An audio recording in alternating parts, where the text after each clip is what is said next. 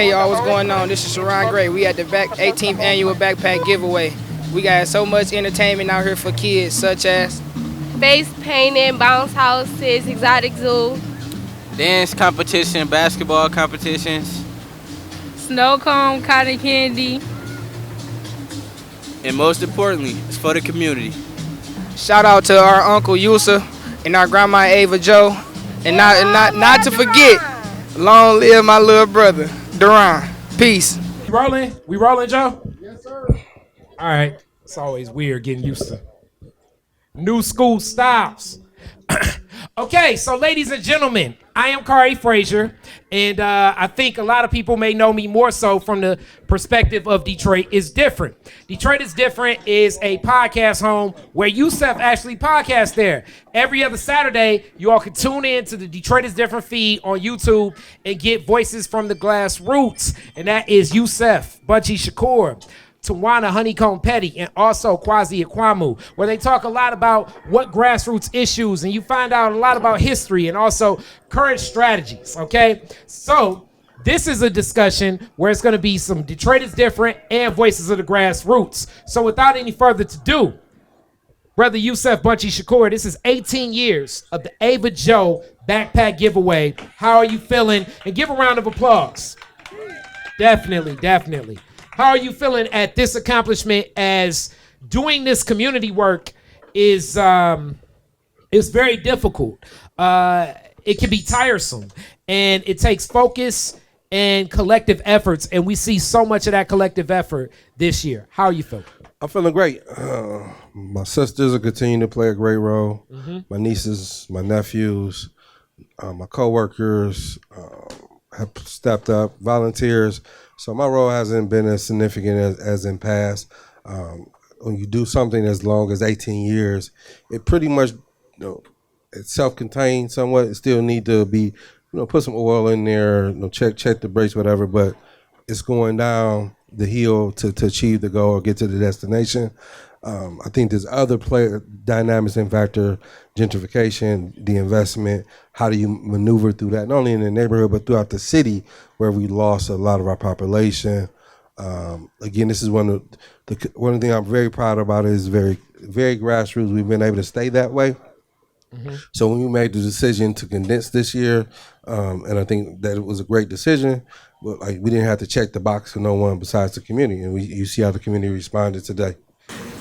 Good day, people. We are out here supporting the Mama Akua House's backpack giveaway as an annual community event that is needed and wanted in the community, and as you can see, is popping. What's up? What's up? So I'm Pharaoh Cuddy.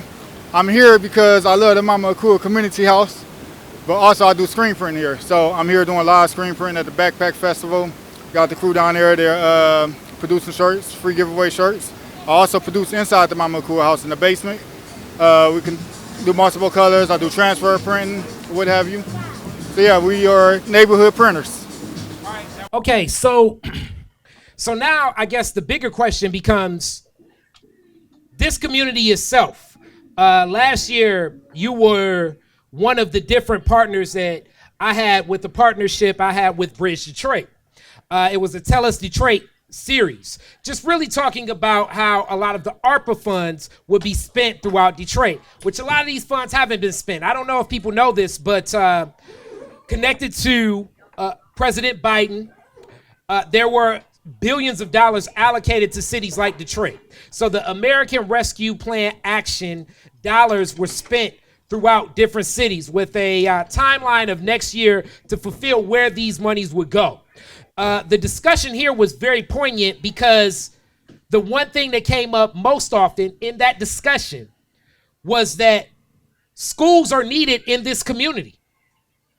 This is going along with, I guess, as they say, food desert. It's a school desert over here. And finding especially good daycare is difficult. And kindergarten, preschool, places for the youngest of children to go. So you staying connected to making sure you continue to reach out to young people as this has happened over the span of those 18 years. What impacts have you seen as many of these schools have closed, and what is the community asking for now? First off, I have to acknowledge like this program and initiative was born out of something that was influenced in my life. Was through reading, which was learning about the Black Panther Party, and one of their most successful programs was the free breakfast program. And the free breakfast program was not necessarily just young people; it was the whole family. And a lot of times, a lot of our programs are somewhat either centered on the elders, centered on the children, but very few are centered on the parents. They're centered on everybody in our community. And this is what this is about. The reality of Detroit, 70% of our households are ran by Black women, single Black women, right? Many of our fathers are incarcerated or criminalized, and other dynamics are in play that has fractured our community, has fractured our households. So what this is, the vision is to build hope. You can't change anything if you don't have hope. And when you talk about, again, that's why I say where I'm at, I'm from Zone 8. And most folks, Zone 8, they have different ideas about what that means. And we've been able to change that idea to one idea, something positive, something consistent of serving people. Our early years of doing this, of being able to penetrate hardened hearts, penetrate desperate minds, to bring their kids out, to come out, put their guns up, put their dope down, and just spend a day in their neighborhood. Not in a way where it produces some level of violence. We talk about peace, but you got to show what peace looks like. We say we want peace, but have we really communicated to folks what peace looked like when there's been war in their lives from the time they came into this world? And so again, this is what this is about. When folks who are normally maybe at odds, how can you really want to fight in an environment where you got your kids there, when someone is helping you, right? So it's taking that hardened person and you're making them soft. Growing up in urban environment, or what we call the hood, how many soft people we know in our neighborhoods? Not that many, because the dialect says soft people doesn't survive. So what we're doing is transforming that type of perception. Again, don't mean being soft, meaning that you're being weak or allowing yourself to be taken advantage of, but to allow yourself to be a human being again while being oppressed. Being oppressed is not the end all. Accepting your oppression is the end all. So this is the birth and the ideas around that is being able to change the landscape of how do you see yourself. So when you talk about that school desert, the food desert, that's a byproduct of poverty. Poverty is the root, the dynamic of this creating these type of situations. When you have a mayor in the city of Detroit who blatantly said he doesn't want to talk about poverty, that's being racist. You cannot talk about changing the dynamics of a city, a predominantly Black city, when 40% of those residents living in poverty. Poverty, I don't want you to help me because I'm poor. I want you to help me to resolve why I'm poor. I don't want to help because I'm poor, but resolve why I'm poor. Those are two different dynamics. And this is what a lot of people are trying to get engaged in our communities around poverty, because poverty is a very lucrative business. I repeat, poverty is a very lucrative business. From corporations to nonprofits, you have billions of dollars that's going in to so-called solve the problems of poverty, but it's not getting to the people who are actually impacted by poverty. And this is what this type of event does. It's addressing the dynamics. Like, again, a single mother who, we all know what that dynamics is very extreme. Everything that she has goes into her children. 2, 3, 4, 5. She sacrificed to the utmost. So opportunity where I don't have to buy 2 or 3 backpacks. It's nothing in the grand scheme of things, but in the basic thing level, it is something. The ability to come listen to a dope band while my kids just go play. Like that's priceless. That's peace. And these are the things that we're communicating and being in a way to make this an everyday thing and getting other people to buy into it.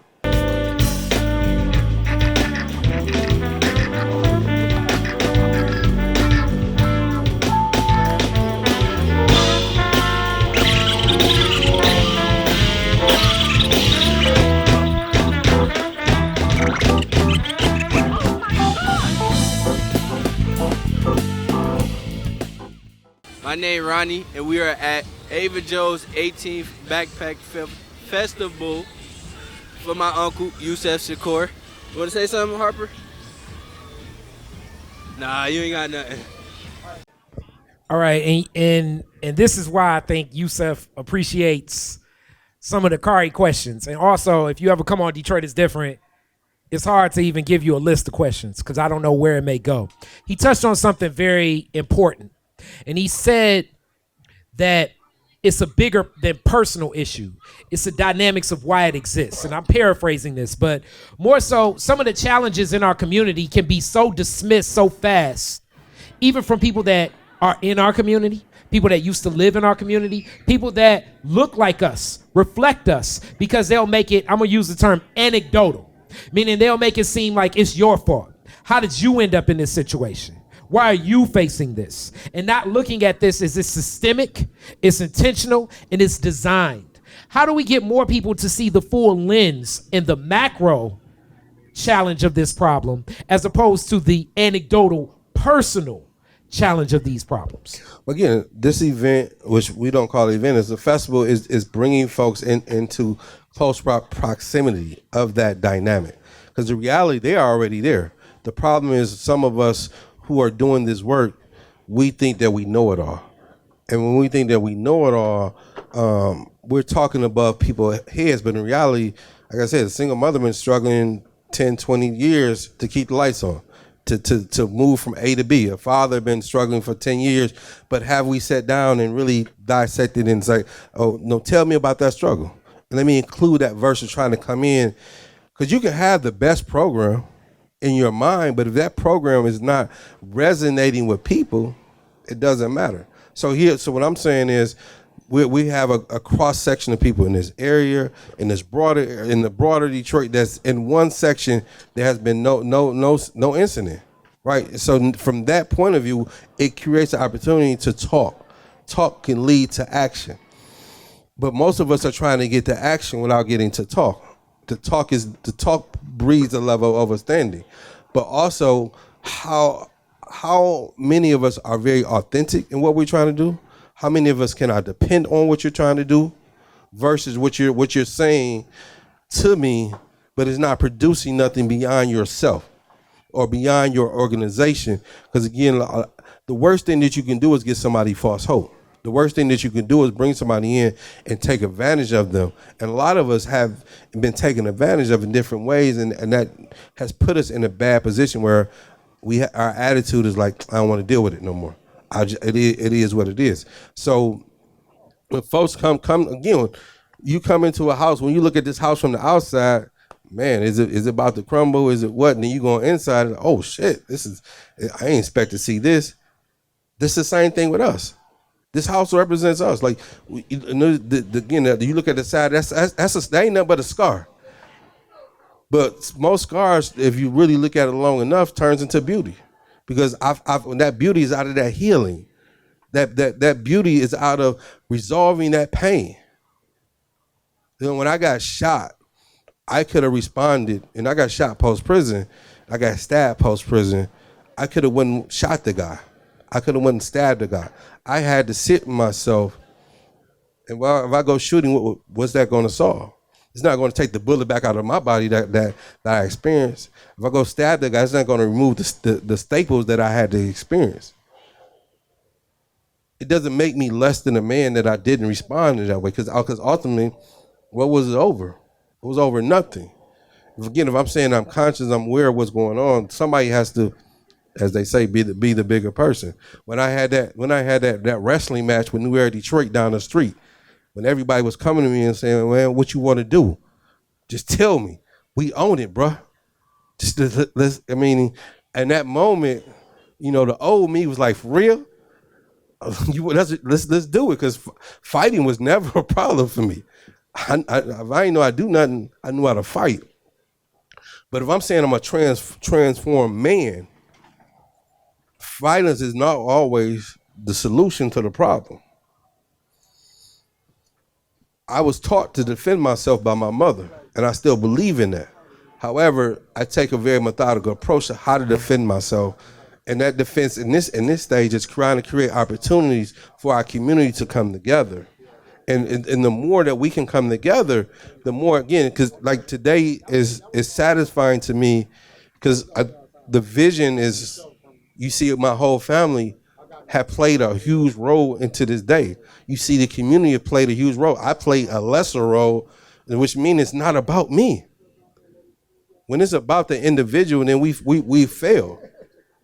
But because of the type of society that we live in, of creating these heroes and putting people on pedestals as if they're God or Jesus in the making, we're dooming them and we're dooming ourselves.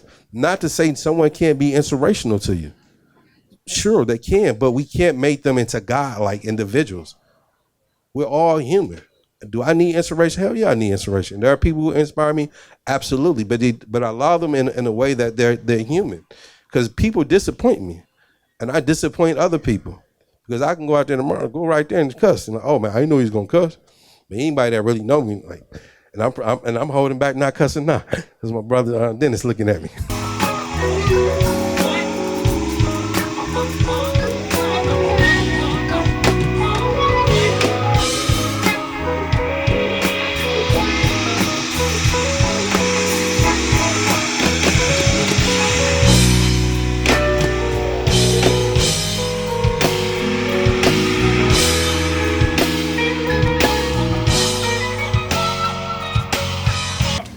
Hi, my name is Kimora Riddick, or K-Ray. I'm here because of the backpack giveaway and the art show. I'm performing today. I just performed my poem. I performed a hip-hop dance, and I just love the atmosphere, the impact. I've been around since I was like 9 or 7 of the backpack giveaway, and it's always a great time.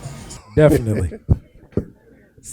So one of the other things is you talked about your whole family poured in, and I'm aware of that. The nieces, the nephews, your sisters. The first person that poured in originally with this was your mother. Your mother cooked so much food for so many people, like, for those years. Give a round of applause. I mean, like, for real, like, the food, even as the backpack idea was coming together, the food was always on point and held down. How does this feel, this happening, you know, a year without that presence and that spirit being here? It's our second year doing it without my mother, physically, but she's here.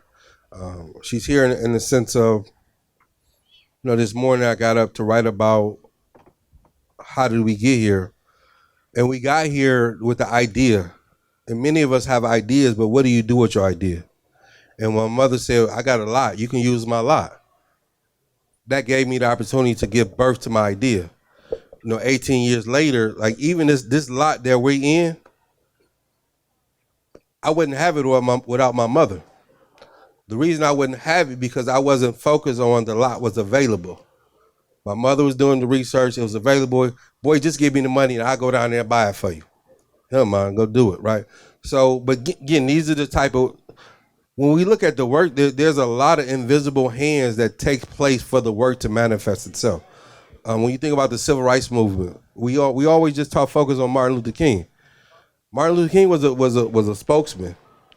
He's a bit of an organizer, but in reality, there was tons of black women, tons of black men who are nameless and faceless that contributed so much.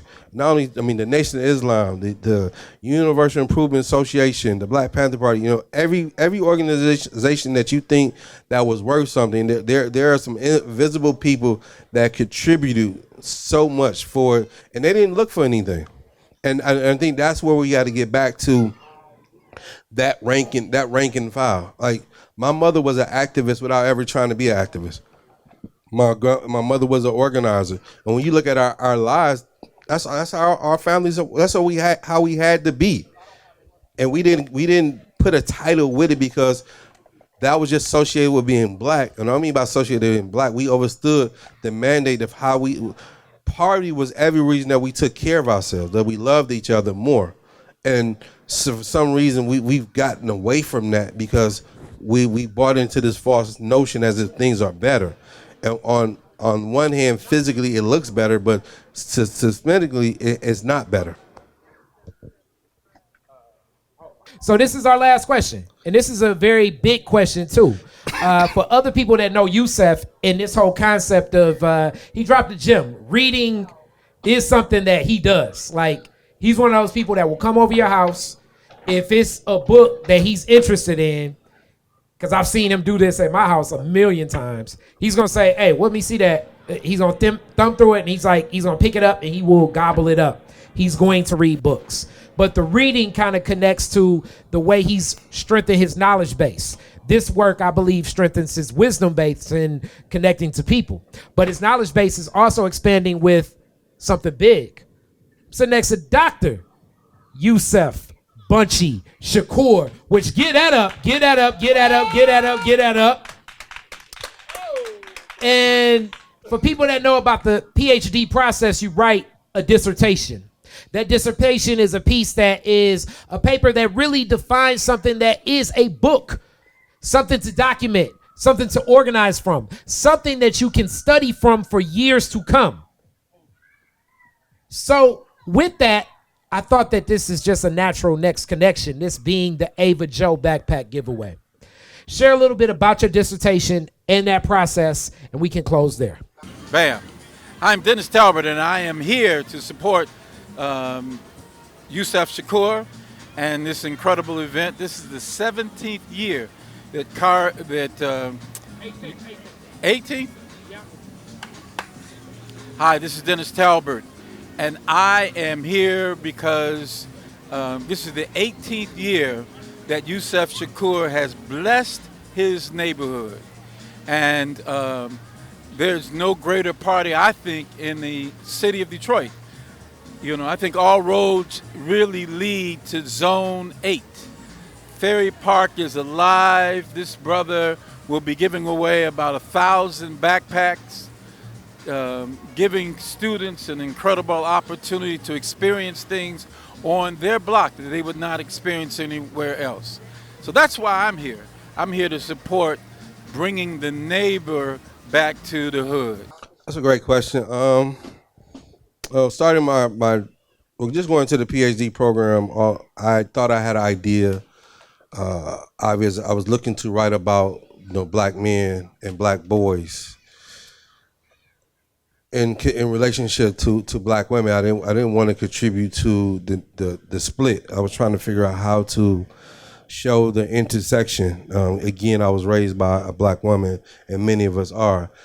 And when you look at our lives, black women has played a very important role. When I lost my mother, it made me dig a little deeper, and it led me to shift in my my dissertation, where I began to want to write about the phenomenon of single black motherhood and the impact that it has as a relationship to the racial stigmas, the primary racial stigmas of thinking about in the 80s, where women, particularly black women, was labeled welfare queens, and how that negative stereotype had shaped not them, but how society looked at them, but as well as the other things of just being black and a woman. And what I was looking at was how my life was shaped by those negative stereotypes, but also what's called feminist standpoint theory. And feminist standpoint theory is saying, in the position of the person or persons, you see a response to their oppression where they create some type of order. So there's a dichotomy there. There's the one level of being oppressed, and then the other level of addressing your oppression. So again, when you look at my mother, a lot of our mothers, and women in particular, we don't necessarily perceive them as a Winnie Mandela, as a Stada Shakur, and a lot of other these great women in our minds. But in actuality, they are. They are, but they just because they've never sought the fame. They just did it. And I just like think about this. When you look at a poor family, for a mother to go in there where there's nothing in the damn refrigerator, there's nothing in the cabinets really, but to whip up a meal that makes you just like, shit, it's good as hell. But that meal was produced through love. That was the ingredient that we forget. And that's what I'm talking about, trying to unearth, but also like who I am is a direct result of my mother. And I'll conclude on this one to my point. My mother told me when I was a child that I could be the president of the United States of America. My mother told me as a child I could be the president of the United States of America. Not that she wanted me to be that, nor did I want to be that, but the fact that she had the audacity to say that and think that as a black woman to a black boy, which saying that you can be whatever you want to be. You have the power, you have the strength, you have the ability to overcome, to achieve greatness, because greatness in you. Like, if no one else sees the good in us, it is our mothers, it is our grandmothers, it is our aunties, it is our lovers, and etc. And that's what I'm trying to unearth and convey through my dissertation, but saying to convey that I have to see the world through my mother's lens, through my mother's eyes, because my mother has shaped me in all that I am. What up, though? My name is Kobe Shakur. I'm honoring this backpack giveaway brought by my dad. I really love this place, you know. It's been over for 18 years now. It's been going on for a long time. And I just love it, man. Giving away back to the community is a great thing, you know. I don't really tell people about this place, but you know, I don't tell people because I'm nervous. I'm a nervous guy, quiet guy, but every time I'm at this event, it helped me out a lot. You know, I meet a lot of new people. It allows me to grow a lot. So I'm just excited for everybody to be here. And it's really a life-changing event. So I really appreciate everybody coming out. So many businesses. I've got my own business out here. I got a bouncy house company. So I love it, man. It's a great experience to have. Thank you so much. Give a round of applause. Detroit is different. Very welcome to have this. And this will continue. This is year 18. 19 will come. 20, 21, 22, and so forth and so on. So this takes resources. You should be giving and supporting this effort. And that effort isn't just in money. It can be in volunteer time. It can be in organizing. It can be in getting the word out. This is something for community, by community, with community, in that spirit. We love you. Peace be. Detroit is Different is where you get information, artistry, history, music, and even comedy. Detroit is Different, a home for the culture of Detroit. Visit online at DetroitisDifferent.com today.